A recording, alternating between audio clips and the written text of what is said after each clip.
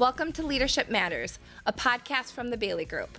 I'm your host, Kaylee Thomsen, president of and partner at the Bailey Group, where we believe better leaders create healthier workplace environments, healthier humans, and a better world. On this show, we explore real stories, practical insights, and honest conversations to help you lead yourself and others better. Thanks for joining us. Let's dive in. Welcome back to Leadership Matters. I'm your host, Kaylee Thomsen, and today I'm joined by LeBrent Speed. LeBrent is a speaker, entrepreneur, and relationship and revenue strategist. Welcome to the show, LeBrent. Thank you, Kaylee. It's good to be here. It's good to have you here. I would love to start with how you got drawn to the world of relationship and revenue strategy. Well, I think oftentimes some of our purposes are come from our fears and come from our failures. And so growing up an only child, growing up, I spoke very well at a young age. So I did public speaking and stuff at a young age. But I thought that success in business was all because you can communicate a certain way. And it took me till I was much older till I realized the key to success in business and in life is how do you curate those relationships. And so I really began to focus on the relationships first. And then I found by focusing on a relationship, it really grew everything else in my life. Wow. Can you give an example of when you first discovered that cascading growth that came from focusing on relationship? In all transparency, it probably was much later than most people. I was in my 40s going through yet another failed relationship or failed marriage. And just noticing the correlation between the failed marriage and the failed businesses and the failed everything else. And I started to think, well, what if I just became better at relationships? Would that help me? Yeah. And it was just became like I didn't want to be alone. So I was like, I got to learn how to be in better relationships. But as I started to like focus and study and go through therapy and things of that nature, I realized, oh, this is why that disconnected in business. This is why I couldn't get those sales. This is why my networking wasn't working. It's because I hadn't focused on relationships. And once I started learning like people are the key to everything, they're not an addendum, they're the key. And once you realize people are the key, everything shifted in my life. And once that shifted, I saw a lot more traction and success in my personal relationships, in my professional relationships, and in my business. And I think we're living a time where people will become more fixated on stuff. And if we became more fixated on people, we will see a quantum leap in our lives. What would that look like to be more focused on people? Well, say you're in a business, like if we looked at a business and understand who's using this product, what is that person going through? Why do they want this product? What challenges are they facing? What about their family dynamic? Then really dig into it. And why should I care about that? And what stresses are they carrying when they come talk to me today? If I'm thinking about the stresses you're carrying, the challenges that you're facing, and I'm talking to you through that lens, and I truly have an empathy for that, everything else kind of falls into place. Because even if you're not the right person or product, then I'll be like, well, have you considered this? You're seen as a consultant versus as someone trying to pitch them a product. Yeah. Wow. So you talked about how you went from failing at relationships to really focusing on building relationships. How did you do that, LeBrent? As I said, I think most things are found in failure, and failure is not something to run away from. It's something to embrace, to evaluate. And as sometimes in those rock bottom moments, you have that epiphany, and the epiphany was like, and everything I do is kind of founded through my faith, right? And so, and I believe through my faith that I'm supposed to love people, love God, love people, love myself. And I realized I wasn't really holding true to that. I wasn't loving people well. I wasn't loving myself well. I wasn't loving God well. And so as I started to say, I got to incorporate this really into my life, as I started to research, and I became a voracious reader as I read businesses and business books and neuroscience, neuroplasticity, because think about how to shift, think about habit shifting. I realized, oh, wait a minute, it's identity. How am I seeing myself? How am I seeing people? Then all of a sudden, like, then all kind of glued together. Was there a particular book that really shifted your trajectory? I would say the first book about 6 years ago before I created a morning routine was Hal Elrod's book, A Miracle Morning. That kind of gave me a foundation. Mm. From there, it really let me establish this habit of reading. Right now, I read about 80 to 100 books a year. Wow.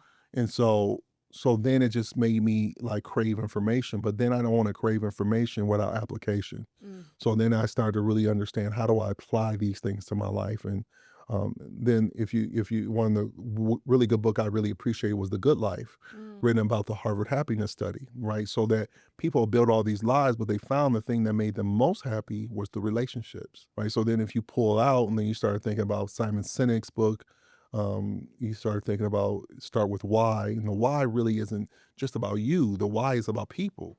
It's like, what is their why for sitting here talking? What's the why for us doing this podcast? What's the why for you to want to do it? So if we go deeper into the why, then all of a sudden everything starts building out. And so as I started to piece these things together, one of my favorite books is Maximum Achievement. It's really good. It talks about how to achieve, and it all can. And he starts the book talking about why, and he ends it with love. That the biggest thing in this world, we all craving love, right? And so if you tie all this together, like, we should be doing things we love. We should be helping people out of love. We should be learning through love, like how when I'm learning supports people. And once you start doing that, I believe you start finding your purpose. And that's, for me, my purpose began to bloom. And now I feel like I'm living more in my purpose. Sounds like such a culmination of different events and cascading impact from more and more and more. How did that lead you to founding B3 and then eventually B3I, LeBrent? So yeah, as I've been in my life background's been in sales and marketing. So from corporate sales to individual, I had a variety of different companies. And again, I had my, really high highs and some low lows.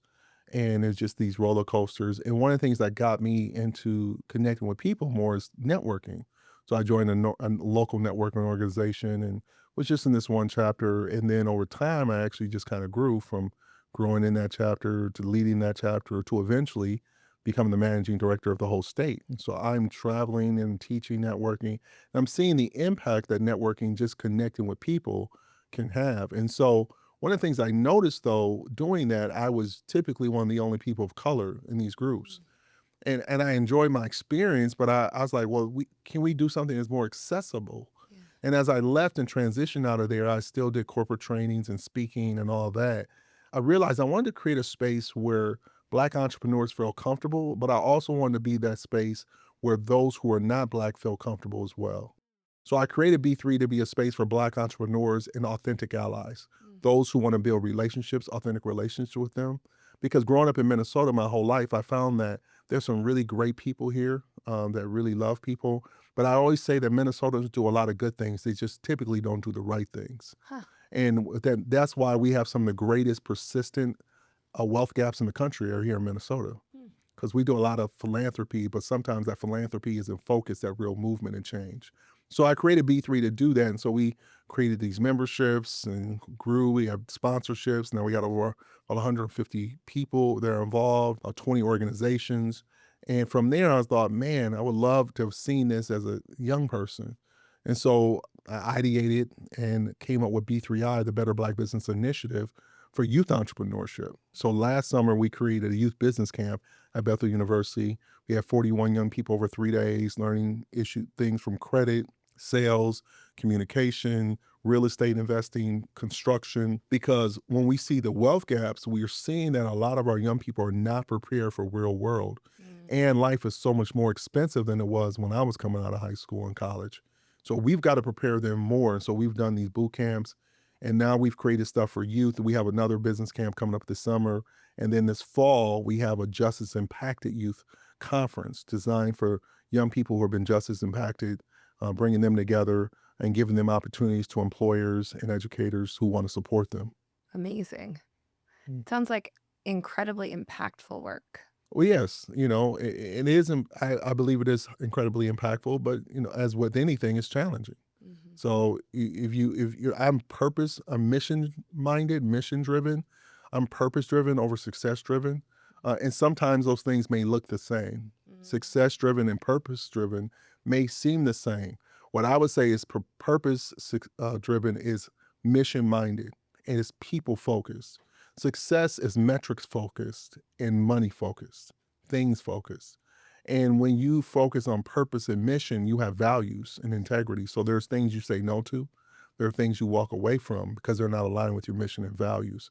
And those come with sacrifices. When you say no to certain things, that means certain opportunities, certain financial opportunities don't come. But I would keep continually choose my purpose and mission over success in and of itself, because ultimately I understand that's one of the other keys of life is living in your mission and your purpose. You said a statement earlier. Minnesotans, we do a lot of good, but it's not always necessarily the right thing. Can you say more about that, LeBrent? Yeah, one of the things I believe I had an opportunity. I grew up in North Minneapolis, but because they didn't think I was ready for public school in a nice way, they said I was slow, and so they wouldn't let me in public school. And so my mom had to put me in private school, and which was really difficult for a black kid in North Minneapolis to be in these all white environments. But I did learn a lot, and I met some really interesting people. And I found just growing up in this dual culture type situation that there are a lot of people doing great, the seemingly good things, but how come the housing gap is so great? How come the education gap is so great? How come the wealth gap? And there are usually some trite conversations about, well, people need to work harder and do this. And you see, even where we are right now, this area was one of the biggest areas of, when they had redlining in this area. When I was growing up, you couldn't really move over here. We had, redlining in this area. We had, you know, you couldn't buy here because they had it on their deeds. They had a variety of different things. And so publicly, we seemed like, hey, we're a welcoming place. But then we were excluded from communities, from schools, from jobs. And again, part of it is not just doing good things to make yourself feel good. It's like, what is the right things to move things forward? So I see Minnesotans again. I believe Minnesotans are a lot of good people here. Just I don't think some of our philanthropy is focused in the right areas. That's just my opinion. Yeah, you're very well read and very well researched. World according to LeBrent, what are some of the right things that you're focusing on right now? Most people uses these buzzwords like racism, and it's just like people get tensed up when you hear the word. Like, no, people coil, and I think we got to start recoiling from it, right? Because it's just I see racism more through systems than individuals. Like we'll see someone say something inappropriately, it was like racist. It would like just go to label them, but I really see the systems. And the systems are really ingrained politically. They're ingrained in our schools. They're ingrained in education. They're ingrained in our commerce. Minnesota, for example, has more Fortune 500 companies per capita than any place in the world. And a lot of that money does not matriculate to a variety of different people. And it's because we have to find ways to move commerce. And so what that looks like is, how are we doing things strategically, not to give just charity, but to give people opportunity. Because once we learn, opportunity helps everyone. When we are a more educated population, that helps companies. When we're a more work-ready population, that helps everyone. So when we give more opportunities out, it actually helps the whole society. And so I believe more money needs to be focused on opportunities so people can't just get charity. They can learn how to do charity, do things themselves. It's the idea of teaching the fish versus giving fish. I think Minnesota gives a lot of fish. They don't teach a lot of fishing. Yeah, fascinating. Which goes back to your purpose around education and closing the education gap, Yeah. and also this focus on relationships. Yeah. And so relationships, if once I have a relationship with you, I'm not so easy to judge you, right? Once I have a relationship, I'm more likely to give you grace. I'm more likely to say, well, maybe there's more nuance to it. And we're in a world where we're so polarized, people don't want to have relationships with each other. And because they don't have relationships with each other, they're easy to judge, easy to label. And, some of my most impactful relationships were from people who on the outside seemed like not very good people. But once they got to know me and I got to know them, we were able to build a real bond, and we were able to get past those surfaces. It takes a lot of emotional maturity, emotional readiness to be able to have relationships with people who may not look like us, think like us, or believe like us. And that's challenging. Can you give an example of one of those relationships, LeBrent? Yeah, in particular, years ago, I was at a church and I was over helping them acquire a building, and it was a building in North Minneapolis. It was a older white gentleman, and he was very successful, multimillionaire. And one time, We were in his office talking, and he accidentally said the N word. Now, I was triggered, obviously, and I was like, "Excuse me?" And he was so aloof to what he said that he ended up saying, "Oh, I'm sorry, I didn't mean to say colored." I'm like, "That's not it either. You can't say that either." And so I ended up leaving the office, but because the church still wanted the building and he still wanted to sell it, he wouldn't deal with anyone else but me. And I was like, "I don't want to deal with him." And then long he apologized, like, "I'm sorry, I got some lot of racial issues." And at first I was like, "I don't care. I don't want to deal with you." But in part of a bad way, they kind of pushed me to deal with him anyway, which is a whole nother topic anyway. But I did. And end up over time, we end up liking each other. Wow. He actually became a business mentor to me. So Wow. he taught me about business. He apologized. He gave me some history to his life. And at first I was like, "I don't care about your life." He said, "But I never met no one like you." I'm like, "Yeah, it's because you haven't been exposed to anyone." But he's like, "No, you're really smart." And some of that felt really plastic. But over time, I realized he was actually really sincere. He's like, "I want to learn more." And we started hanging out, and I had a mortgage company at the time. I ended up doing mortgages for him. He referred me business. He sent me a lot of business. Like, it was like we would hang out. Like, he was a really interesting dude. And long story short, he ended up selling he sold out property to me, a duplex I owned. And long story short, there was the organization I was involved with. He actually wanted to give me a building, and he had one building left in North Minneapolis, and he did want to give it to me. And I talked him into giving it to this other organization, and he did. He gave it to this organization, and he told them it was only because of me, because didn't really like them. And so at the closing table, he said something. His son challenged him. He's like, "Why would you give all this property? You could sell it to them at a discount. Why give it to them?" And he looked at his son. He said, "Everything you have, I gave it to you. You're the president of my company. I sent you to school for free." And he looked at me and said, "But this young man didn't have a father. And I believe he deserves an opportunity too. So I can do what I want with my property." Wow. And so this dude, and at the end, he ended up dying a couple years later. And he looked at me at the end. We were by his car. And he looked at me and said, "I did this for you." And full circle moments, some years in between our first interaction and this, but it showed me that people can change. If I just judged him based on that one situation, obviously I would have never probably been in a relationship with him if I wasn't forced to. But I ended up learning, and he gave away free and clear, gave this building away, no mortgage, nothing. And it showed me that sometimes through relationships, you get to learn about people, and you got to see, and it was his way of saying, "I'm sorry. Like, that's not who I want to be." And so it was a powerful lesson to me. And I'll take that with me my entire life. I got chills during You that know, story. People can change. they can. That's part of what makes us human, though.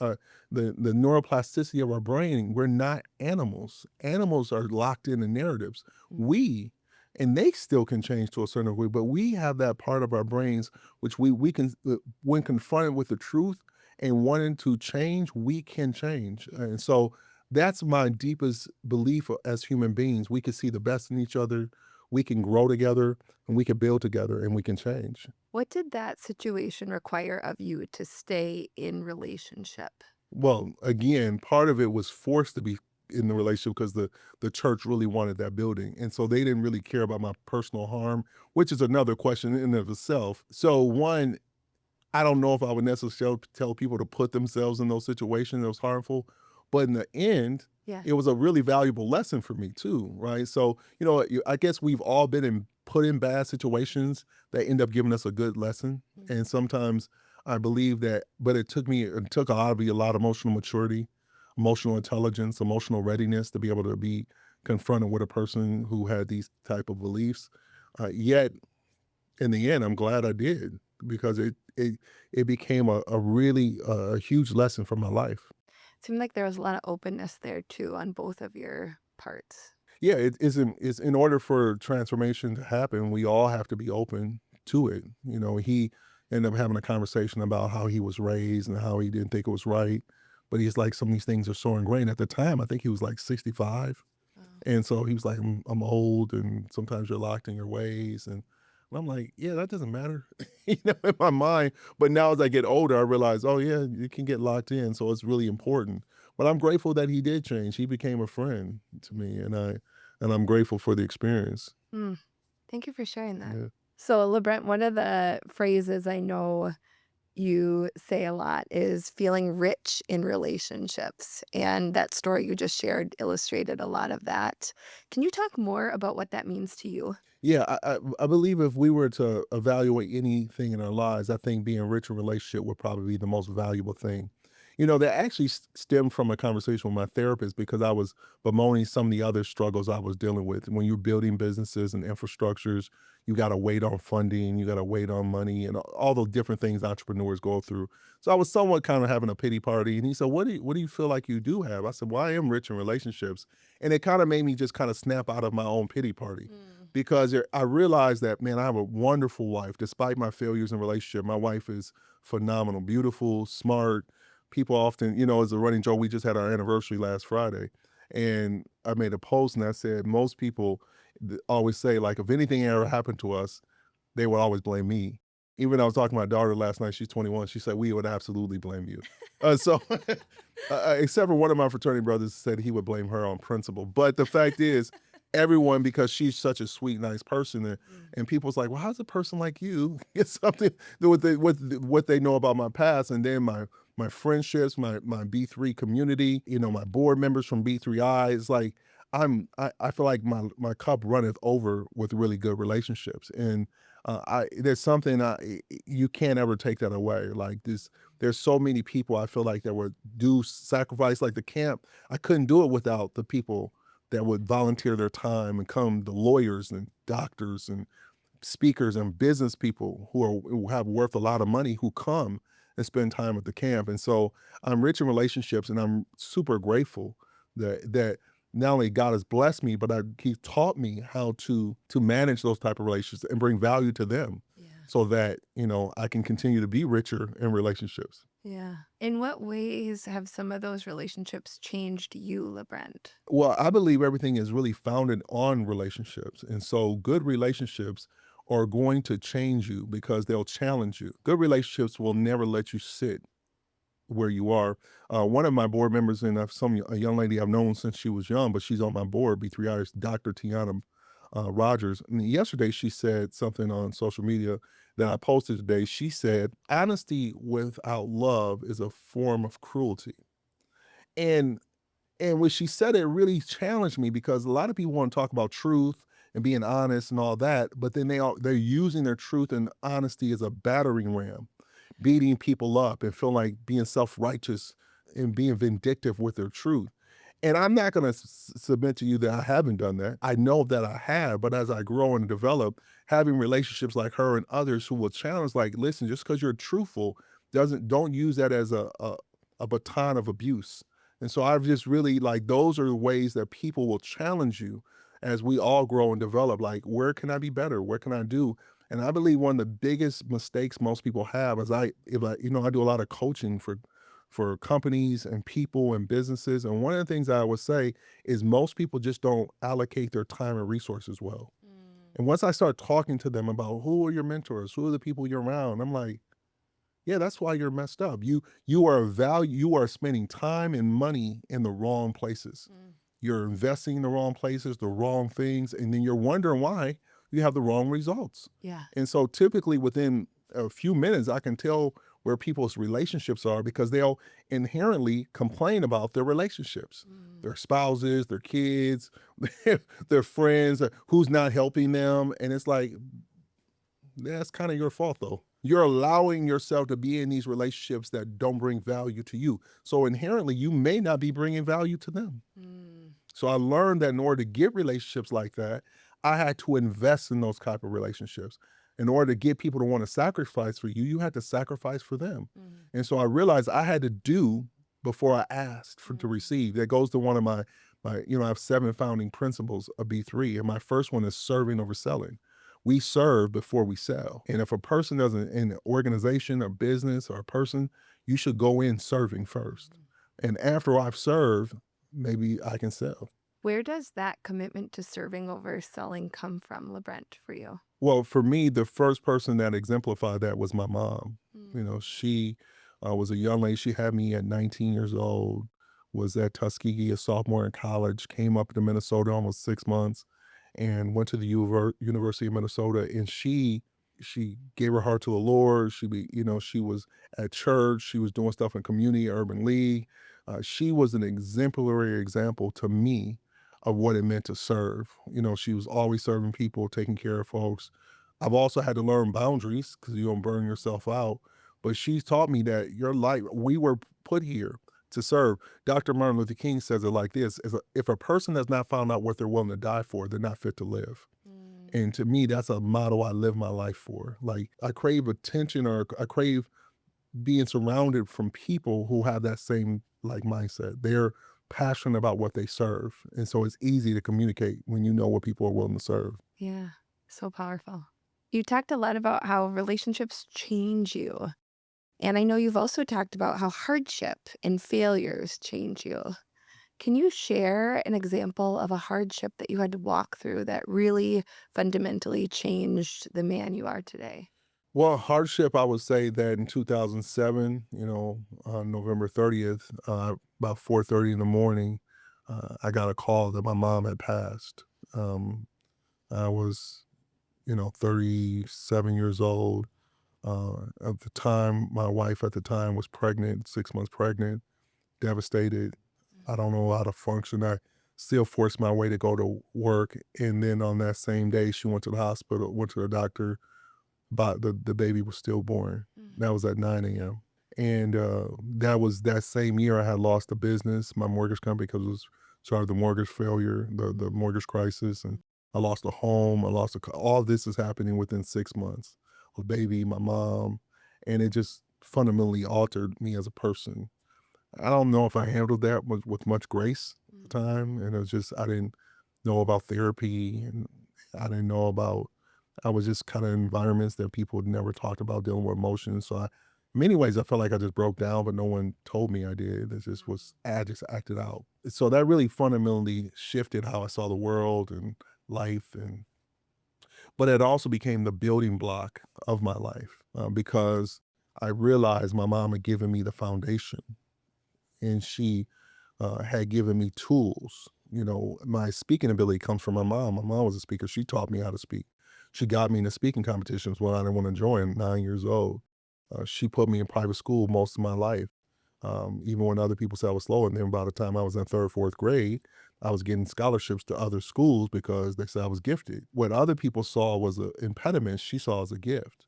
And other people's like, yeah, he is gifted, but she saw it first. Yeah. And so it taught me just because other people see failure doesn't mean there's failure. And we often hear is like those failures are the doorway to opportunity.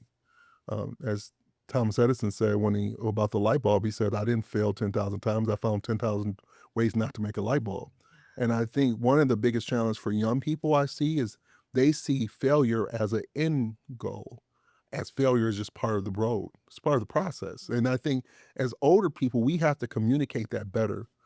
We're quick to give them the successes without giving them the failures. That's the problem because it's causing them anxiety and stress. Because when they see failure, they say, I did something wrong, instead of say, oh, no, this is just normal.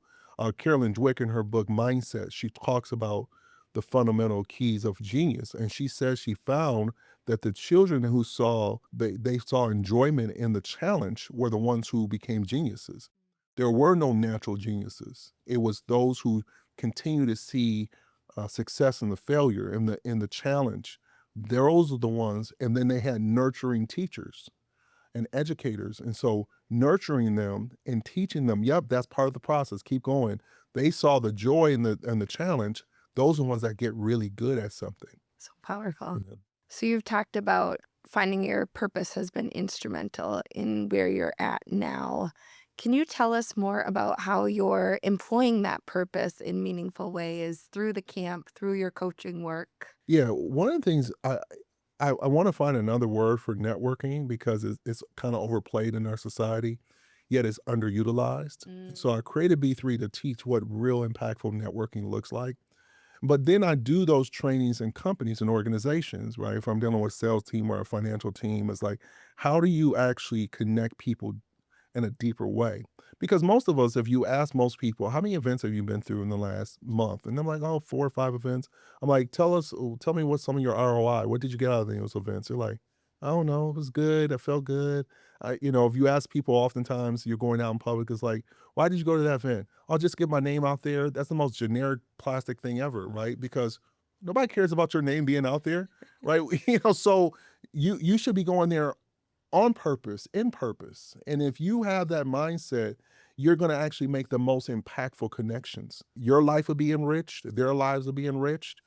It's gonna make sure that you are living your life in a plan versus just randomly. I got this thing to go on Thursday night and this thing on Friday night. Everything you go to as a business owner should be intentional. And if you can't say why you're there, you probably shouldn't go. Yeah. So I love those trainings and I love my executive leadership trainings because as I'm talking to young people, as I'm talking to middle-aged people, there's a dearth of leadership right now. There's some challenges in leadership, and it's because many of our leaders aren't taking the time to build themselves up. They're not being self-aware enough. They're not being compassionate enough.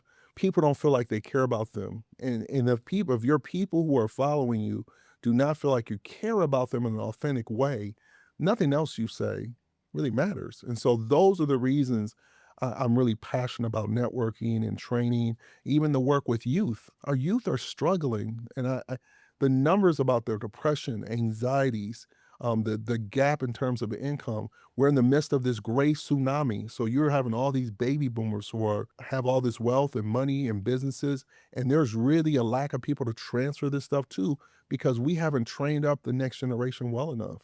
And so I really want to prepare a group of young people who are coming out of high school and college who are literally have a mindset to be able to not only just receive resources, but to be able to receive relationships, to build relationships, and to make an impact on the earth. You talked about so many things in that, and there's so many different directions I want to go.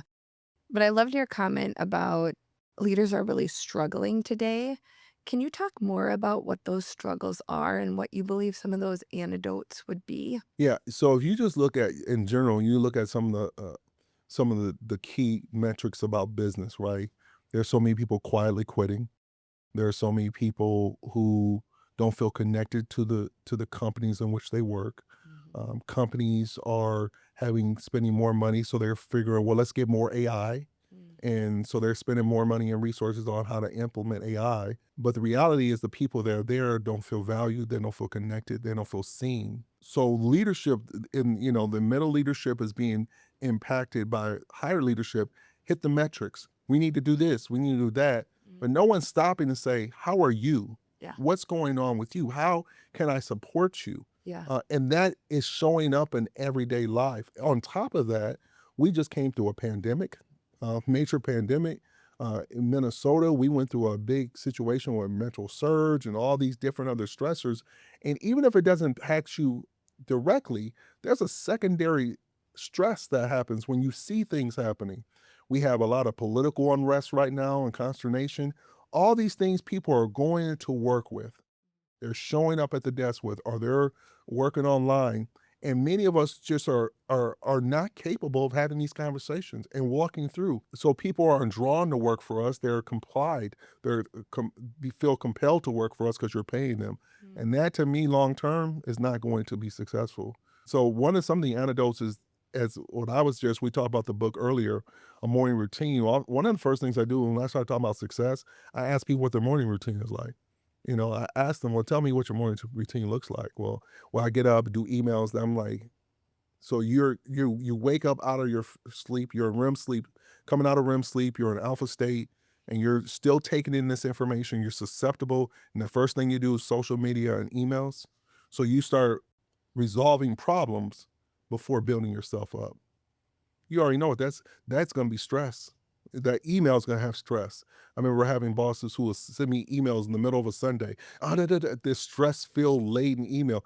I was like, don't you have a timer? Couldn't you just send that thing off the Monday morning? You know what I'm saying? So because we don't manage stress well, what do? We transfer it. Mm. We transfer it to our people. And once we transfer it to them, what do? They transfer it to our customers. They transfer it to other people. It's just a river of it. And so we've got to put some tools in place in our own lives, from morning routines to reading, meditating, finding our purpose. Those things are critical. And then now we can build competencies around our business, because your competencies don't matter if you don't have compassion. Mhm. Nobody cares about your competency without compassion. I mean, so those are things I think and leaders have got to do better so they can transfer that to their people better. Yeah. Will you talk a little bit? You've coached lots of different executives, high-level leaders to help them achieve some pretty big goals in their lives. Can you talk about how that work has changed you, LeBrent? Yeah, I often work with people I like. Right? So when I say I'm rich in relationships, if I'm coaching an executive or a CFO or a COO, I want to be around people who challenge me, right? They are people who make me feel they will challenge me in things they're doing and make me have bigger goals myself. And so that just being in proximity, the power of proximity is more than we ever know. My book should be hopefully coming out. I talk about the 5 keys to transformation. And one of the keys to transformation is surrounding, is having people around you who inspire you to do more.